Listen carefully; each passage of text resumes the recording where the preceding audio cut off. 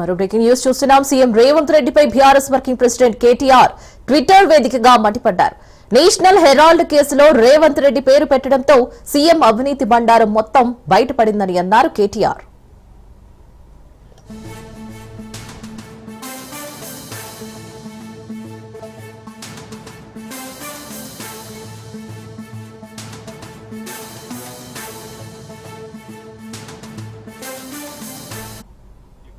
Young India సంస్థకు విరాళాలు ఇస్తే పదవులు ఇప్పిస్తారని రేవంత్ రెడ్డి ప్రలోభ పెట్టాడని ఈడీ నమోదు చేసిన ఛార్జిషీట్ తో సీఎం అవినీతి వెలుగులోకి వచ్చిందని అన్నారు.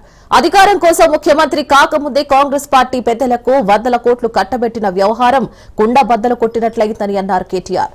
దివ్యమైన తెలంగాణని దివాళా తీసి వేల కోట్లు కొల్లగొట్టడం వల్లే ఈడీ కేసులో రేవంత్ రెడ్డి అడ్డంగా ఇరుక్కుపోయారని కేటీఆర్ ట్వీట్లో పేర్కొన్నారు.